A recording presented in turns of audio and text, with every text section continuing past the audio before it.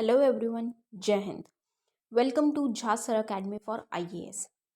हम करने जा रहे हैं मेंस का प्रीवियस ईयर क्वेश्चन एनालिसिस और आज हम देखेंगे general studies paper 3 internal security section से एक क्वेश्चन।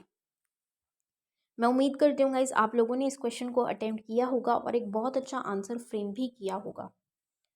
सो गाइस आज के क्वेश्चन में हम ये देखेंगे कि जो हमें ट्रांस बॉर्डर क्राइम्स देखने को मिलते हैं, मतलब कि हमारी कंट्री है इंडिया। इंडिया वेरियस कंट्रीज़ के साथ बॉर्डर शेयर करती है, तो वो बॉर्डर कुछ तो वैसे इश्यूज होते हैं, लेकिन हमें सिक्योरिटी इश्यूज भी देखने को मिलते हैं क्योंकि हमें क्राइम देखने को मिलते हैं उन बॉर्डर पे। ट्रांस बॉर्डर क्राइम्स हमें देखने को मिलते हैं, ठीक है। तो वो किस तरीके से वो हमारे लिए थ्रेट है, हमारी सिक्योरिटी के लिए वो खतरा बन गए हैं और कैसे उनको हमें टैकल करना है। तो वेरियस चीज़ें हैं जो हम आज पढ़ेंगे। बहुत ही इंपॉर्टेंट टॉपिक है गाइज, और ये क्वेश्चन ऐसा है कि घुमा फिरा के हमने अभी प्रीवियस ईयर में देखा है क्वेश्चंस में कि घुमा फिरा के यही क्वेश्चन, इसी टाइप का क्वेश्चन बार बार पूछा गया है। हर बार एक नई फॉर्म में या एक नए क्वेश्चन की फॉर्म में पूछा गया है, लेकिन अल्टीमेट ऑब्जेक्टिव वही है। अल्टीमेटली क्वेश्चन उसी लैंग्वेज में, मतलब उसी टाइप में पूछा जा रहा है। तो बहुत इंपॉर्टेंट है गाइज, इन पॉइंट्स को अपने पास ज़रूर नोट करके रखिए। It will definitely help you a lot in the near future. So session को शुरू करने से पहले गाइज, जिन भी स्टूडेंट्स ने हमारा टेलीग्राम चैनल ज्वाइन नहीं किया है वो तुरंत डिस्क्रिप्शन बॉक्स में जाइए, वहाँ पे आपको लिंक प्रोवाइडेड होगा। उस लिंक के थ्रू आप हमारे टेलीग्राम चैनल को ज्वाइन कर सकते हैं और उसका बेनिफिट आपको ये होगा कि आपको हमारी सारी पीडीएफ्स का एक्सेस मिल जाएगा जो आप लोगों के लिए अपलोड कर दी जाती हैं हमारे टेलीग्राम चैनल पे ही फ्री ऑफ कॉस्ट। जैसे कि करंट अफेयर्स की पीडीएफ्स हैं, या फिर ये जो हम मेंस का प्रीवियस ईयर क्वेश्चन एनालिसिस करते हैं इसकी पीडीएफ्स है। और उसी के साथ साथ आप लोगों के लिए जो वीडियो लेक्चर्स अपलोड किए जाते हैं आपको उनका भी डायरेक्ट लिंक यहाँ पे प्रोवाइड कर दिया जाता है। और गाइज, अगर आप अपने एग्जाम्स की सीरियसली प्रिपरेशन कर रहे हैं तो मैं कहूँगी कि आपको करंट अफेयर्स के लिए तो बिल्कुल परेशान होने की ज़रूरत नहीं है। आपको अपना टाइम, मनी, एफर्ट्स कुछ लगाने की ज़रूरत नहीं है। All you need to do is, Jha sir academy पे आप लोगों के लिए रेगुलर बेसिस पे करंट अफेयर्स की वीडियो लेक्चर्स अपलोड किए जाते हैं। आपको सिर्फ कंसिस्टेंटली उनको फॉलो करना है, that is more than enough. क्योंकि हमारे करंट अफेयर्स से बाहर का आपके एग्जाम में कुछ भी पूछा नहीं जाएगा। और गाइज, हमारे जीएस का भी pre plus mains batch run कर रहा है, आप इस बैच को भी ज़रूर ज्वाइन कीजिए। बहुत ही बेहतरीन बैच है। इस बैच में आपको जीएस 1, 2, 3, 4 के बिल्कुल ज़ीरो से तैयारी करवाई जा रही है। जहाँ सर आपको खुद मेंटोर कर रहे हैं इस बैच में, और अगर आप बैच की डिटेल्स को प्रॉपर तरीके से फॉलो करेंगे और जहाँ सर के द्वारा दी गई गाइडलाइंस को फॉलो करेंगे तो आपका एग्जाम निकलने से कोई नहीं रोक सकता गाइज, आपका सिलेक्शन पक्का है। तो ज़रूर ज़रूर ज्वाइन कीजिएगा इस बैच को। और हमारा मेंस का भी आंसर राइटिंग बैच रन कर रहा है, आप इस बैच को भी ज़रूर ज्वाइन कीजिए। इस बैच में आपको 500 प्लस क्वेश्चंस की प्रैक्टिस कराई जा रही है। हमारी एक्सपर्ट फैकल्टी हैं, वो आपके आंसर कॉपीज़ को चेक करते हैं, मिस्टेक्स बताते हैं और इम्प्रूव करने में हेल्प करते हैं। और उसी के साथ साथ आपको हर एक क्वेश्चन के रिगार्डिंग सैम्पल आंसर भी दिया जाता है और वीडियो सोल्यूशन भी प्रोवाइड किया जाता है with proper explanation. So guys, अगर आप सीरियसली सिविल सर्विसेज एग्जामिनेशन की प्रिपरेशन कर रहे हैं तो आप इन बैचेस को ज़रूर ज्वाइन कीजिएगा। ज्वाइन करने के लिए आप नीचे दिए गए नंबर 9713282838 पे व्हाट्सएप के थ्रू आप कोर्सेज की डिटेल्स ले सकते हैं और कोर्सेज को ज्वाइन कर सकते हैं। तो चलिए गाइस, अपना आज का सेशन स्टार्ट करते हैं। हमारा आज का क्वेश्चन है, analyse internal security threats and trans border crimes along Myanmar, Bangladesh and Pakistan borders including line of control. Also, discuss the role played by various security forces in this regard.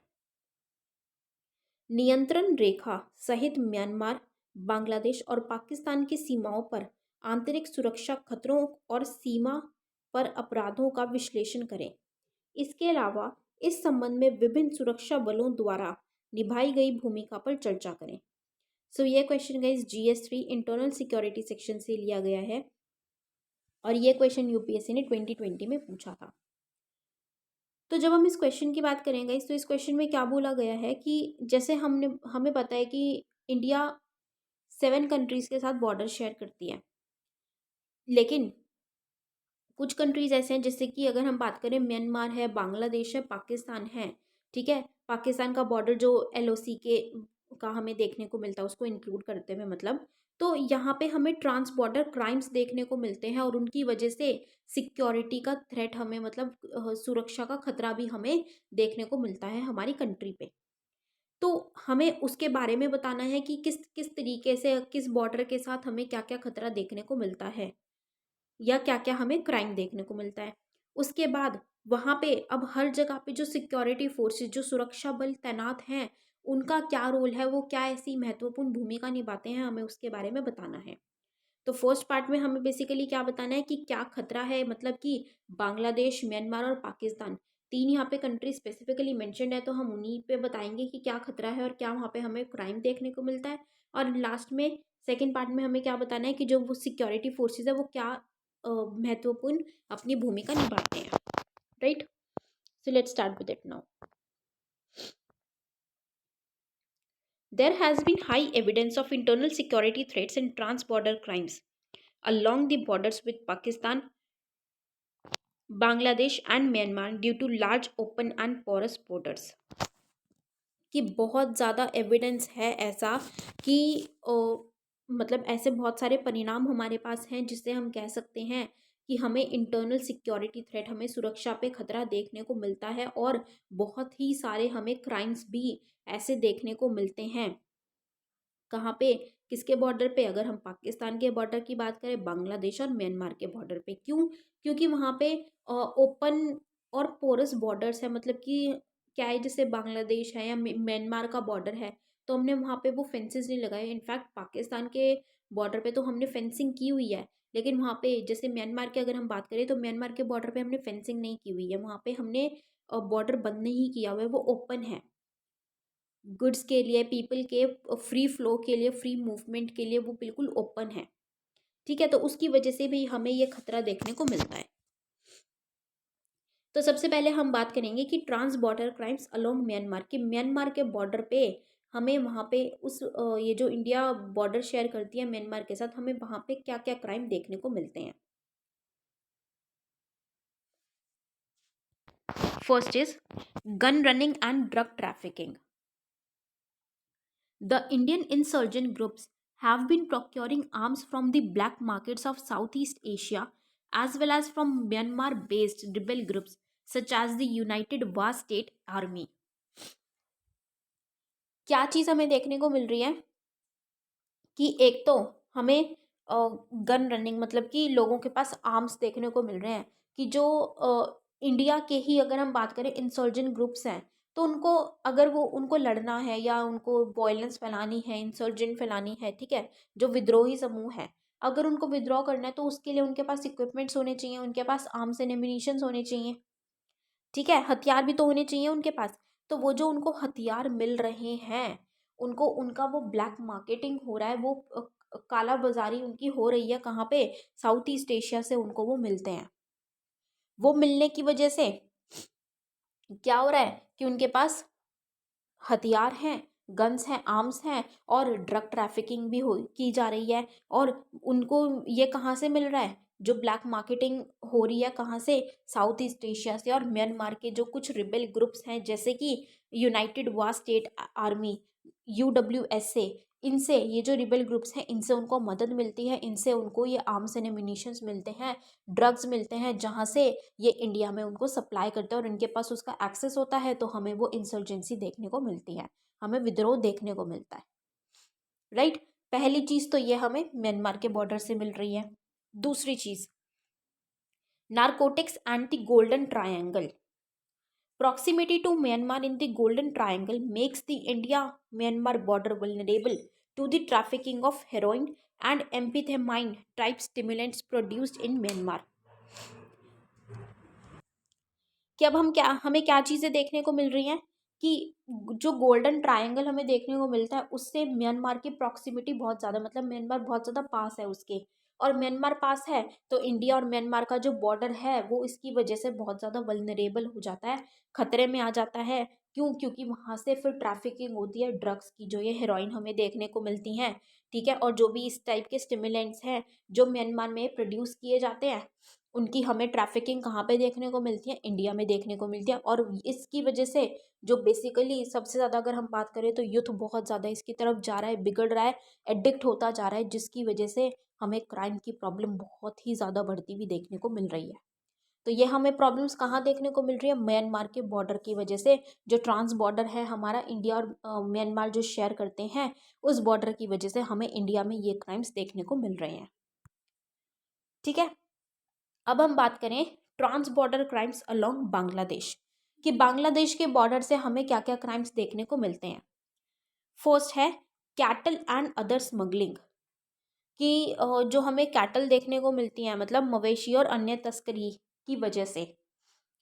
Cattle from as far as Haryana, UP, Bihar is taken to borders for grazing and then smuggled to Bangladesh, कि ये जो पशु होते हैं ना, cattle है, उनको हरियाणा से, यूपी से, बिहार से, मतलब इतनी दूर दूर से भी क्या किया जा रहा है, उनको चराने के लिए बॉर्डर तक लेके आया जाता है, चराने के बहाने से, कि भाई हम तो चराने के लिए लेके जा रहे हैं, चराने के लिए लेके जा रहे हैं।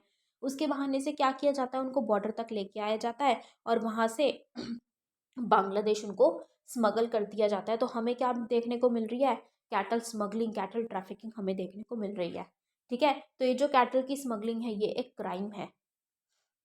तो ये हमें किसकी वजह से, किस पे देखने को मिल रहा है, इंडिया बांग्लादेश बॉर्डर से हमें ये चीज़ें देखने को मिल रही हैं।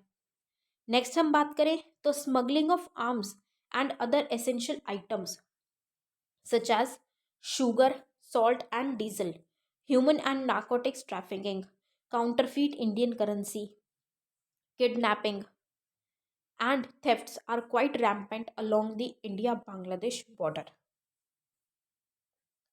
अब जो इंडिया और बांग्लादेश का बॉर्डर है उस पे हमें और भी बहुत सारी ऐसी दिक्कतें देखने को मिलती हैं जो क्राइम का रूप ले लेती है, और जिनकी वजह से हमारी कंट्री पे हमें वो खतरा देखने को मिलता है, हमारी सुरक्षा के लिए वो खतरा बन जाता है। क्या चीज़ें हैं, एक तो हथियारों की स्मगलिंग हो रही है, तस्करी हो रही है हथियारों की। अब लोगों के पास अगर आर्म्स होंगे, हथियार होंगे, तो ऑब्वियसली हमें खुद ब खुद ही क्राइम देखने को मिलेगा। क्या हम वहाँ पे पीस मेंटेन कर पाएंगे, स्टेबिलिटी रख पाएंगे? नहीं रख पाएंगे।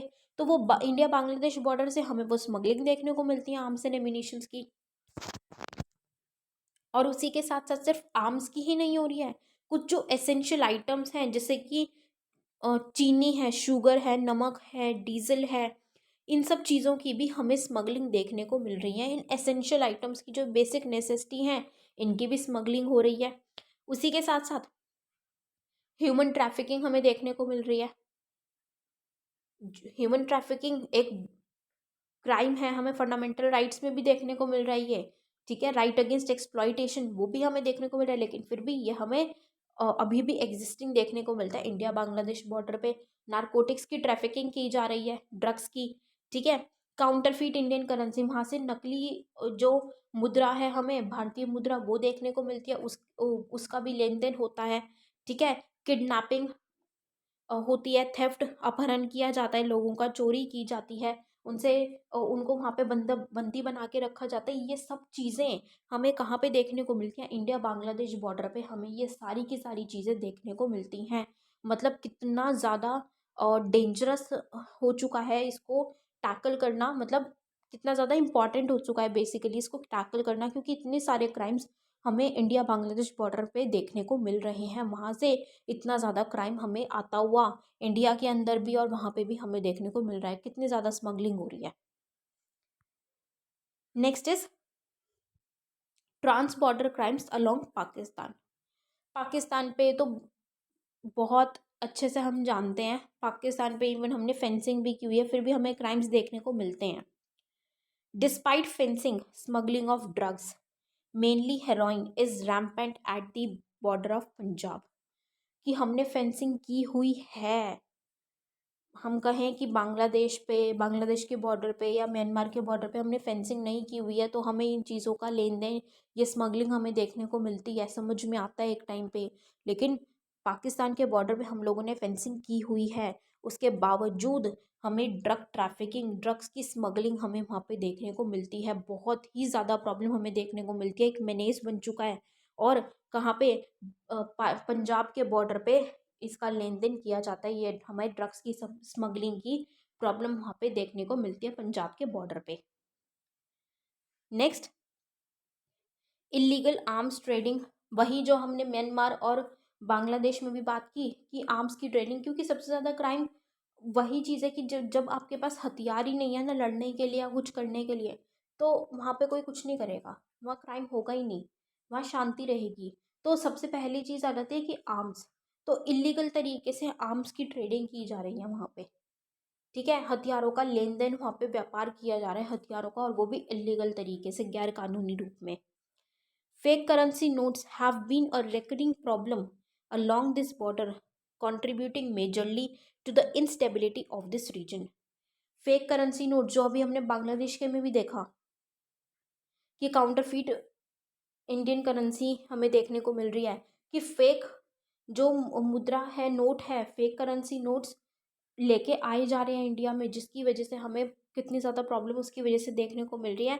ये बहुत ज़्यादा रेगुलर बेसिस की रेकरिंग प्रॉब्लम, मतलब ये day to day regular basis की प्रॉब्लम है इस बॉर्डर पे, और जो कि सबसे ज़्यादा कंट्रीब्यूट करती है हमारे कंट्री में या उन वो जो आसपास के रीजन है उनमें इंस्टेबिलिटी, अस्थिरता लाए जाने की वजह से, अस्थिरता की वजह मेनली ये चीज़ें हैं, ये फैक्टर्स हैं जो कंट्रीब्यूट करते हैं, राइट। तो अब क्या रोल ये जो सिक्योरिटी फोर्सेस, सुरक्षा बल जो वहाँ पे हैं, अब उनका क्या हमें रोल देखने को मिलता है, क्या उनकी भूमिका हमें देखने को मिलती है जो वो निभाते हैं। फर्स्ट, द बीएसएफ मतलब border security force is the world's largest border guarding force. It secures the 6,386.36 kilometer long international borders with Pakistan and Bangladesh. कि वर्ल्ड की सबसे ज़्यादा बड़ी बॉर्डर को गार्ड करने की, बॉर्डर को सुरक्षित करने की जो फोर्स है हमें वो देखने को मिलती है बीएसएफ, बॉर्डर सिक्योरिटी फोर्स। हमें वर्ल्ड की, सिर्फ इंडिया की नहीं, वर्ल्ड की हमें सबसे बड़ी फोर्स देखने को मिलती है जो सुरक्षा करती है। और इंडिया की अगर हम बात करें या हम यहाँ की, तो ये 6,386 6,386 किलोमीटर नियर अबाउट बड़ा लंबा जो इंटरनेशनल बॉर्डर है पाकिस्तान और बांग्लादेश के साथ, उसको सिक्योर करती है, प्रोटेक्ट करती है, उसको गार्ड करने का काम करती है। तो बहुत ही मेजर काम कर रही है बॉर्डर सिक्योरिटी फोर्स, मतलब कितनी ज़्यादा इम्पोर्टेंट और अहम भूमिका वो निभा रही है। Next, NSG is a world class force.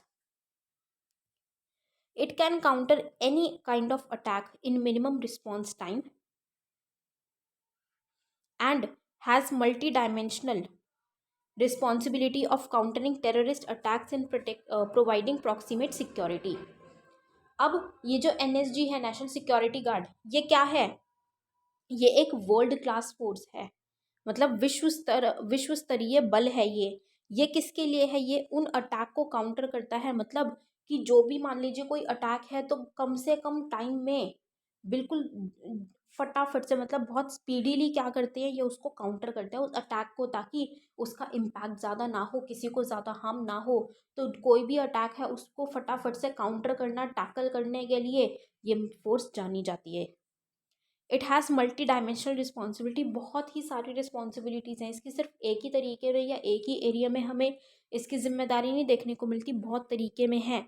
जैसे कि जो टेररिस्ट अटैक होते हैं उसको काउंटर करने के लिए रिस्पॉन्सिबल है, इनकी जिम्मेदारी है कि जो टेररिस्ट अटैक होते हैं उनको ये उनका मुकाबला करते हैं, आतंकवादी हमलों का।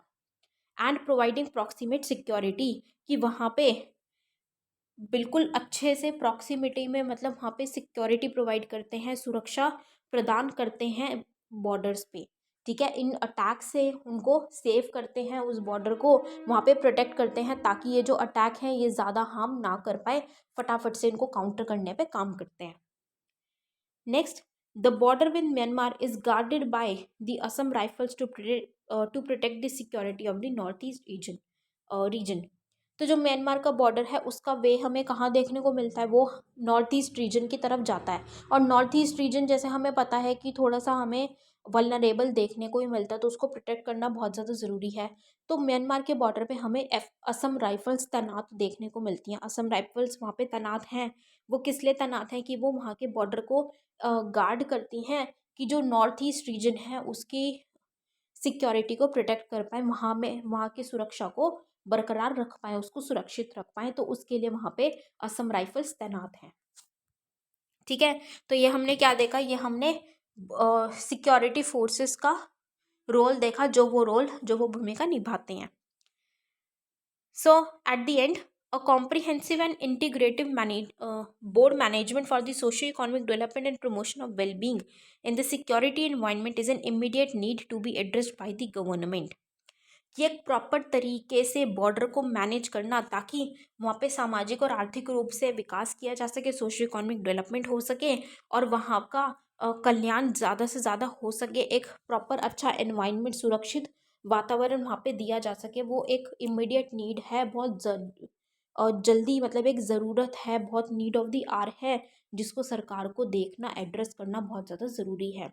Bringing all stakeholders and responsible implementation will strengthen to eliminate these threats.